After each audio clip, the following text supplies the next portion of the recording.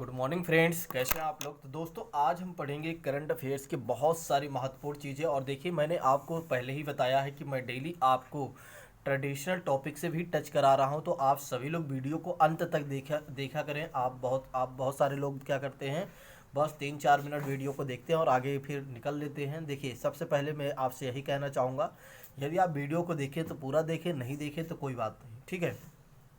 आप जब पूरा देखेंगे तभी आपको फ़ायदा होगा। अगर आप पूरा नहीं देखेंगे तो आपको कोई फ़ायदा नहीं होगा, फिर बाद में कहेंगे कि करंट अफेयर्स में सर ने कुछ नहीं करवाया। तो मित्रों, आइए बात करते हैं आज के करंट अफेयर्स में। आज के करंट अफेयर्स में बहुत ही महत्वपूर्ण चीज़ें हैं। देखिए, हर रोज़ की करंट अफेयर्स में बहुत सारी चीज़ें महत्वपूर्ण रहती हैं दोस्तों। तो आइए शुरू करते हैं, किसी और बात की चर्चा ना करते हुए। दूसरी बात एक और भी मैं कहना चाहूँगा आप सभी लोगों से कि जो लोग भी डायरी मेंटेन कर रहे हैं दोस्तों, डायरी मेंटेन करते रहें और हमें एक बार कमेंट करके ज़रूर बताइएगा कि कितने लोग ऐसे हैं जो डायरी को मेंटेन कर रहे हैं। आइए बात करते हैं आज के पहले प्रश्न की। पहले प्रश्न की बात की जाए तो रवि रंजन शुक्ला को रामेश्वरम हिंदी पत्रिका पुरस्कार 2020 से सम्मानित किया गया है। देखिए, रवि रंजन शुक्ला को क्या दिया गया है, रामेश्वरम हिंदी पत्रिका 2020 से पुरस्कार से सम्मानित किया गया है। क्यों दिया गया है दोस्तों? पहली बात तो हमें ये जानना है कि एक कौन है रामेश्वरम, जो रवीश रंजन जी हैं, एक कौन है। तो एनडीटीवी कार्यकर्ता के हैं, एनडीटीवी के कार्यकर्ता हैं कौन, रवीश रंजन शुक्ला जी। और दूसरी बात करें तो इनके बारे में, और इन्हें दिया क्यों गया है दोस्तों, क्योंकि दूसरी बात करें तो इन्हें अवार्ड क्यों दिया गया है। तो इस वर्ष इन्होंने इन्हें इस अवार्ड को इसलिए दिया गया कि लॉकडाउन में, यानी कि इस साल लॉकडाउन के दौरान मजदूरों की बेहतरीन रिपोर्टिंग की। देखिए, इन्होंने क्या किया, लॉकडाउन के दौरान मजदूरों की बेहतरीन रिपोर्टिंग की और साथ ही साथ बिहार के चुनाव में ज़मीनी मुद्दे को भी उठाने के लिए इन्हें सम्मान दिया गया। बिहार चुनाव में इन्होंने ज़मीनी मुद्दे को उठाया, इन्होंने वो मुद्दे को उठाया जो वाकई में उठाना चाहिए। और मुझे लगता है एक पत्रकार को सबसे अच्छी बात यही होती है, एक पत्रकार को हमेशा ही ज़मीनी मुद्दों को उठाना चाहिए। आप देखते हैं कि भारत के नंबर 1 चैनलों पर क्या होता है, ज़मीनी मुद्दों को ना उठाकर इधर उधर की चीज़ों को उठाया जाता है। मेरा मानना है, एक आप पत्रकार होने के नाते आप भारत के लोकतंत्र के चौथा स्तंभ आपको माना गया हो, चौथा स्तंभ का कर्तव्य बनता है कि वो ज़मीनी मुद्दे को उठाएं। स्वास्थ्य पर क्या प्रभाव पड़ रहा है, या स्वास्थ्य व्यवस्था कैसी है हमारे इस देश की, और शिक्षा व्यवस्था क्या है, और जो गरीबी, बेरोजगारी, भुखमरी, इन सभी चीज़ों पर पत्रकार हैं उनको इन सभी मुद्दों पर उठाना चाहिए और सामने आना चाहिए और सामने पेश करना चाहिए, जिससे जनता को पता चले कि आखिर में हो क्या रहा है देश में और आखिर में क्या करना है सरकार को, क्या नहीं करना है। हर वो चीज़ें पर इन्हें करना चाहिए मित्रों। जैसे कि रवीश रंजन शुक्ला जी को यह पुरस्कार दिया गया। और क्यों दिया गया है दोस्तों, क्योंकि इन्होंने लॉकडाउन के दौरान मजदूरों की बेहतरीन रिपोर्टिंग की और बिहार चुनाव में इन्होंने उन मुद्दों को उठाया जो ज़मीनी से जुड़े हुए हैं मित्रों। आइए बात करते हैं और आगे की कहानी। दूसरी बात करें तो यह इलाहाबाद, जालंधर, पटियाला, जोधपुर, झांसी, गोरखपुर समेत दिल्ली में पिछले 14 सालों से इन्होंने पत्रकारिता किया और पत्रकारिता में इन्होंने वही मुद्दे को उठाया जो वाकई में होना चाहिए, जो वाकई में एक चीज़ें होना चाहिए मित्रों। इन्होंने क्या किया, उन्हीं मुद्दों को उठाया। ठीक है, अब आइए बात करते हैं आज के नेक्स्ट प्रश्न की। नेक्स्ट प्रश्न की बात की जाए मित्रों तो राघवेंद्र सिंह चौहान को उत्तराखंड हाई कोर्ट के मुख्य न्यायाधीश चुन लिया गया है, यानी नियुक्त किया गया है। राघवेंद्र सिंह चौहान को उत्तराखंड हाई कोर्ट के नए मुख्य न्यायाधीश के रूप में इन्हें शपथ दिलाया गया है, या नए मुख्य न्यायाधीश के रूप में इनकी नियुक्ति किया गया है दोस्तों। दूसरी बात करें इनके बारे में तो इन्होंने जगह किसके लिए है, इसके पहले कौन थे, तो रवि मली मठ की जगह इन्होंने लिया है। रवि मली मठ की जगह इन्होंने लिया है कौन, राघवेंद्र सिंह चौहान को उत्तराखंड राज्य के मुख्य यानी हाईकोर्ट के मुख्य न्यायाधीश की नियुक्ति की गई है। दूसरी बात करें तो उत्तराखंड राज्य के वर्तमान के गवर्नर कौन है, जिसके बारे में मैंने कल भी चर्चा किया था, बेबी रानी मौर्य जी हैं, यहाँ के राज्यपाल हैं। और उसके मुख्यमंत्री कौन है, यहाँ की राजधानी क्या है उत्तराखंड की, देहरादून, गैरसैंण। और यहाँ के मुख्यमंत्री कौन है दोस्तों, तो त्रिवेंद्र सिंह रावत यहाँ के मुख्यमंत्री हैं। अब आइए बात करते हैं आज के सबसे महत्वपूर्ण और सबसे अच्छे टॉपिक की बात करें मित्रों। सबसे अच्छे टॉपिक की बात करें तो रेशमा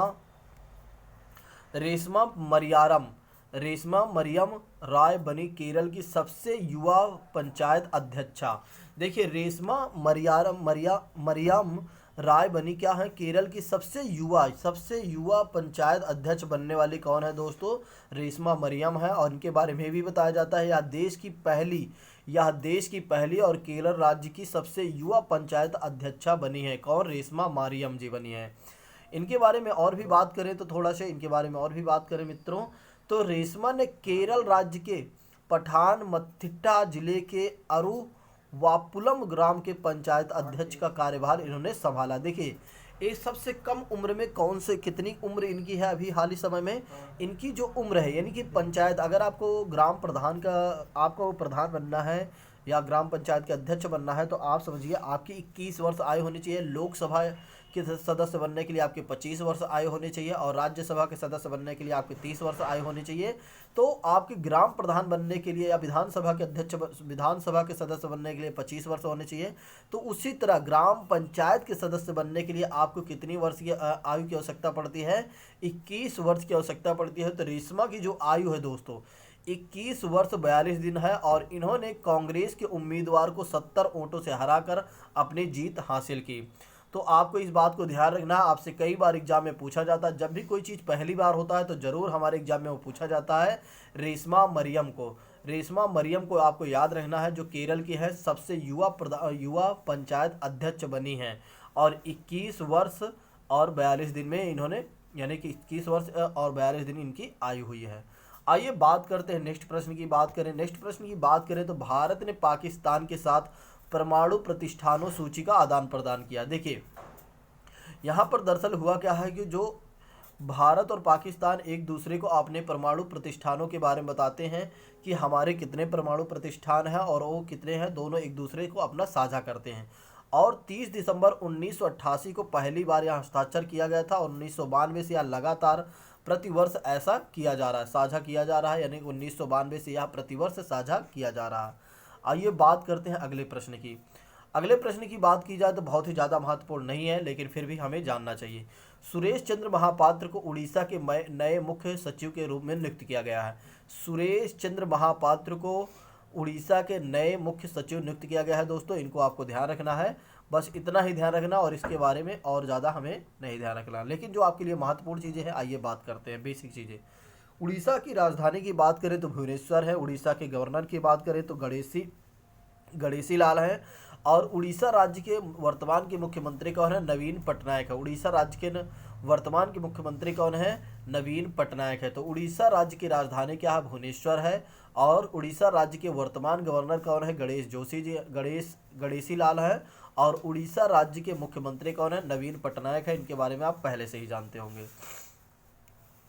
आइए बात करते हैं अगली कड़ी की बात करें तो दिसंबर 2020 जीएसटी राजस्व में क्या हुआ है, बढ़ोतरी हुई है, यानी कि एक तरीके से 1.15 लाख करोड़ रुपए दर्ज किया गया है। देखिए सरकार बताती है और सरकार का कहना है कि अभी तक हमने, यानी कि 2020 में कोविड-19 के समय में देश के सबसे अधिक जीएसटी राजस्व संग्रह हमने कलेक्ट किया है। सबसे ज़्यादा हमने जीएसटी जो कलेक्ट किया है, जीएसटी से जो हमारा टैक्स आया है, जीएसटी से माध्यम से, वो 2020 के कोविड-19 के दौरान आया है। दूसरी बात करते हैं इसके बारे में, थोड़ा सा और भी बात करें तो वित्त मंत्रालय कहता है कि दिसंबर 2020 तक जीएसटी जो थी 1,15,174 करोड़ रुपए रहा, लेकिन दिसंबर 2020 के कुल संग्रह को 2019 के मुकाबले देखा जाए तो हमने 12% की वृद्धि पाई है। यानी कि वित्त मंत्रालय कह रहा है कि 2019 और 20 की तुलना में देखा जाए 2019 की तुलना में देखा जाए तो 2020 में हमें 12% की वृद्धि देखी गई है जीएसटी में। तो बहुत ही अच्छी बात रही है, सरकार के लिए बहुत अच्छी चीज़ें रही। अब आइए बात करते हैं अगले प्रश्न की बात करें तो बहुत ही अच्छा प्रश्न है मित्रों। अगले प्रश्न की बात करें तो बहुत ही अच्छा प्रश्न है। लुईस हैमिल्टन को क्वीन एलिजाबेथ से सर्वोच्च नागरिक नाइटहुड की उपाधि मिली है। नाइटहुड की उपाधि मिली है, किसे मिली गई है, नाइटहुड की उपाधि कह सकते हैं या इन्हें सम्मान दिया गया है। और किसे मिला है, लुईस हैमिल्टन जी को। लुईस हैमिल्टन कौन है, आपको मैं चित्र दिखाना चाहूँगा, आप देख सकते हैं लुईस हैमिल्टन जी यही है। ठीक है, लुईस हैमिल्टन जी आपके यही है। ठीक, आइए बात करते हैं और इनके बारे में। दूसरी बात करें तो इस सम्मान की बात करें तो यह सम्मान ब्रिटेन का तीसरा सबसे बड़ा सम्मान है। कौन? नाइटहुड तीसरा सबसे बड़ा सम्मान है। किस कहाँ का है? ब्रिटेन का है। जबकि लुइस हैमिल्टन को वर्ष 2008 में मिल चुका है। एक बार इन्हें 2008 में भी मिल चुका है और अभी हाल ही समय में इन्हें फिर मिला है। हैमिल्टन यह सम्मान पाने वाले छठा फार्मूला वन ड्राइवर बने हैं। छठे फार्मूला वन ड्राइवर बने हैं। लुइस हैमिल्टन को BCCI sport personality of the year और Laureus world sportsman of the year और GQ game changer of the year खिताब से भी इन्हें सम्मानित किया जा चुका है। दूसरी बात करें, एक ट्रेडिशनल की बात करें तो आपको याद होगा जलियांवाला हत्याकांड के समय में क्या हुआ था, जो आपके रविंद्रनाथ को यह उपाधि मिली थी नाइटहुड की ब्रिटेन के द्वारा। तो रविंद्रनाथ टैगोर ने क्या किया था, जलियांवाला बाग हत्याकांड के दौरान क्या किया था, उसको वापस कर दिया था। ठीक है मित्रों, यानी कि इसको सरकार को वापस कर दिया था। कौन से सरकार को? ब्रिटिश सरकार को इसे वापस कर दिया था नाइटहुड की उपाधि। आइए बात करते हैं अगले प्रश्न की। बात करें तो बहुत ही अच्छा प्रश्न ये भी है। हाल ही में अमेरिकी संसद ने क्या किया है, मलाला यूसुफजई स्कॉलरशिप एक्ट पारित कर दिया है। देखिए हाल ही में क्या किया गया है कि अमेरिकी संसद ने क्या किया है कि मलाला यूसुफजई स्कॉलरशिप एक्ट पारित किया है। और इस विधेयक के अंतर्गत बताया जाता है कि पाकिस्तानी महिलाओं को उच्च शिक्षा प्राप्त करने के लिए दी जाने वाली छात्रवृत्ति में की संख्या बढ़ा दिया गया। देखिए इसमें क्या किया गया है, यह एक स्कॉलरशिप है जिसमें जो पाकिस्तानी महिलाएं हैं यदि उन्हें उच्च शिक्षा प्रदान करना है तो उनकी छात्रवृत्ति की संख्या में बढ़ोतरी कर दी गई है। और किसने किया है? अमेरिकी संसद ने किया है। ठीक है, और किसके उपलक्ष्य में किया है? मलाला यूसुफजई स्कॉलरशिप के एक्ट पारित किया गया है। ऐसा एक्ट पारित कर किया है, सॉरी दोस्तों। अब आइए बात करते हैं मलाला यूसुफजई कौन थी। मलाला यूसुफजई की बात करें तो इनका जन्म हुआ था 12 जुलाई 1997 में। 12 जुलाई 1997 में इनके जन्म हुआ था। कहाँ पर हुआ था? पाकिस्तान में हुआ था। पाकिस्तान के स्वात में हुआ था। पाकिस्तान के स्वात जिला में हुआ था। और मलाला को भारतीय बाल अधिकार कार्यकर्ता कैलाश सत्यार्थी के साथ 10 अक्टूबर 2014 को इन्हें नोबेल शांति पुरस्कार से सम्मानित किया गया। देखिए इन्हें भारत की तरफ से ही नोबेल, भारत की तरफ से भी इन्हें 10 अक्टूबर 2014 में इन्हें नोबेल शांति पुरस्कार से भी सम्मानित किया गया है। इनके बारे में एक कहानी है दरअसल। आइए बात करते हैं क्या हुआ था, क्यों इन्हें इतना सम्मान दिया जा रहा है। दरअसल क्या हुआ था, मलाला को अक्टूबर 2012 में पाकिस्तानी तालिबान के आतंकवादियों ने उस समय गोली मार दी थी। उस समय इन्हें गोली मार दी थी जब वह स्कूल से घर जा रही थी। जब यह स्कूल से घर जा रहे थे तो उस समय मलाला यूसुफजई को गोली मार दी गई थी। किसके द्वारा मारी गई थी? तालिबान के आतंकवादियों द्वारा। देखिए आतंकियों द्वारा। देखिए दरअसल सिर्फ मलाला जी ही अकेले नहीं थी, मलाला यूसुफजई ही नहीं थी, बल्कि स्कूल के बहुत सारे स्टूडेंट थे। लेकिन इनको बहुत ज़्यादा गोली लगी थी और परंतु एक गंभीर चोट के उपरांत भी सुरक्षित रहे। देखिए इनके कई गोलियां लगने के बाद भी ये अपने जीवन को सफल यानी जीवित रहे और जिसके कारण इनको बहुत ही सम्मान दिया जाता है। और वे पाकिस्तान में लड़कियों की शिक्षा के समर्थक भी हैं। देखिए मलाला यूसुफजई जो है पाकिस्तान में लड़कियों की शिक्षा पर के समर्थक है। आप जानते हो कि जो मुस्लिम भाई हमारे हैं कई बार सोचते हैं कि हमें लड़कियों को नहीं पढ़ाना चाहिए, और इसी के परिप्रेक्ष्य में, इसी के संदर्भ में मलाला यूसुफजई इसका जमकर विरोध भी करती हैं और समर्थन भी करती हैं कि लड़कियों को भी पढ़ाना चाहिए। विरोध ये करती हैं कि लड़कियों को जो नहीं पढ़ाते हैं उनका विरोध करती हैं, और सही समर्थन ये करती हैं कि लड़कियों को पढ़ाना चाहिए। ठीक है, और इसे बढ़ावा देने के कार्य के लिए भी करती हैं। और उन्होंने आई एम मलाला नामक पुस्तक भी लिखी है। देखिए इन्होंने क्या किया, आई एम मलाला नामक पुस्तक भी लिखी है। आई एम मलाला नामक पुस्तक भी लिखी है इन्होंने। अब आइए बात करते हैं आज के अगले प्रश्न की। बात करें तो 4 जनवरी को विश्व ब्रेल दिवस मनाया गया। 4 जनवरी को विश्व ब्रेल दिवस मनाया गया और 4 जनवरी को विश्व ब्रेल दिवस मनाया गया। वर्ल्ड ब्रेल डे 4 जनवरी को मनाया गया। आइए बात करते हैं इसके बारे में थोड़ा से। बात करें तो विश्व में ब्रेल दिवस दृष्टिबाधित मतलब जो दिव्यांगजन है, आंशिक रूप से दृष्टिबाधित यानी जो देख नहीं पाते दिव्यांगों को मानवाधिकार प्रदान करने और ब्रेल लिपि के बारे में जागरूक करने के लिए मनाया जाता है। दरअसल मनाया क्यों जाता है? क्योंकि जो दृष्टिबाधित के लोग हैं इनमें जानकारी फैले, इनमें जागरूकता आए। और ब्रेल लिपि का विकास फ्रांस के लुई ब्रेल के द्वारा किया गया है। कई बार हमारे एग्जाम में भी पूछा जाता है ब्रेल लिपि का आविष्कार किसने किया, तो ब्रेल लिपि का आविष्कार किसने किया? फ्रांस के लुई ब्रेल के द्वारा किया गया है। और संयुक्त राष्ट्र महासभा ने 6 दिसंबर 2018 को यह प्रस्ताव पारित किया कि प्रत्येक 4 जनवरी से ब्रेल दिवस हम मनाएंगे। प्रत्येक 4 जनवरी को 2018 से यह मनाया जाने लगा। प्रत्येक 4 जनवरी से हम क्या करेंगे, ब्रेल दिवस मनाएंगे दोस्तों। आइए बात करते हैं ब्रेल दिवस के मुख्य पॉइंट की। ब्रेल दिवस के मुख्य पॉइंट की बात करें मित्रों, तो ब्रेल की बात करें तो ब्रेल लिपि में 6 बिंदुओं के माध्यम से ही दृष्टिबाधित दिव्यांगजन पूरे संसार का ज्ञान हासिल कर सकते हैं। देखिए इसमें 6 बिंदु होते हैं, 6 बिंदु होते हैं।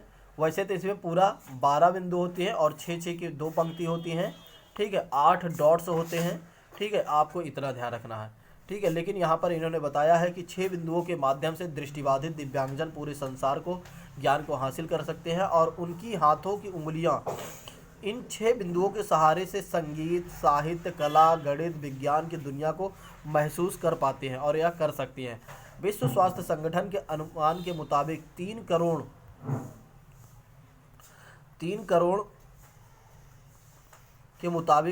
करोड़ 60 लाख लोग दृष्टिबाधित और 21 करोड़ 60 लाख लोग आंशिक रूप से दृष्टिबाधित हैं आज। चलो आइए बात करते हैं अगले प्रश्न। अब हम बात करते हैं अपने ट्रेडिशनल टॉपिक की। सबसे पहले कल मैंने आपसे क्वेश्चन पूछा था ट्रेडिशनल टॉपिक में कि संसद के केंद्रीय कक्ष में संविधान सभा की पहली बैठक कब हुई थी। तो कल मैंने आपसे क्वेश्चन पूछा था, किसी ने आंसर नहीं दिया था, लेकिन आज के क्वेश्चन को आप सभी लोग आंसर दीजिएगा। तो आपके 9 दिसंबर 1946 को संसद के केंद्रीय कक्ष में संविधान सभा की पहली बैठक हुई थी। आइए बात करते हैं आज के अगले प्रश्न की। अगले प्रश्न की बात करें तो अगला प्रश्न कह रहा है कि भारतीय संविधान की प्रारूपण समिति के अध्यक्ष कौन है। इनको भला कौन नहीं जानता है, डॉक्टर भीमराव अंबेडकर जी हैं। फिर अगले प्रश्न की बात करें तो एकात्मक सरकार में समस्त ताकत किसके साथ में होती है। एकात्मक सरकार में समस्त ताकत किसके हाथ में होती है, तो ये होती है केंद्रीय सरकार के हाथ में होती है, केंद्रीय सरकार के हाथों में होती है। और नेक्स्ट प्रश्न की बात करें दोस्तों, तो नेक्स्ट प्रश्न में कहा जा रहा है भारत में किस प्रकार का लोकतंत्र है। भारत में किस प्रकार का लोकतंत्र है, प्रतिनिधियों का लोकतंत्र है, इसे आप जानते हो, ठीक है। और नेक्स्ट प्रश्न की बात करें, नेक्स्ट प्रश्न में बताया जा रहा है निम्नलिखित में से कौन सा देश आधुनिक लोकतंत्र की स्थापना करने वाला पहला देश था। निम्नलिखित में से कौन सा देश है जो आधुनिक लोकतंत्र की स्थापना करने वाला पहला देश है, वो है अमेरिका दोस्तों। आइए बात करते हैं अगले प्रश्न की। अगले प्रश्न की बात करें या अगले प्रश्न के आज का क्वेश्चन ऑफ द डे है। आज के क्वेश्चन ऑफ द डे की बात करें मित्रों, तो क्वेश्चन ऑफ द डे कह रहा है कि संविधान के उद्घाटन के लिए 26 जनवरी को चुना गया था। क्यों चुना गया था, ठीक है, क्यों चुना गया था, आपको इसका आंसर बताना है। इसका आंसर आप कमेंट बॉक्स में ज़रूर बताइएगा कि संविधान के उद्घाटन के लिए 26 जनवरी को ही क्यों चुना गया था। आप इसके आंसर ज़रूर कमेंट बॉक्स में बताइएगा।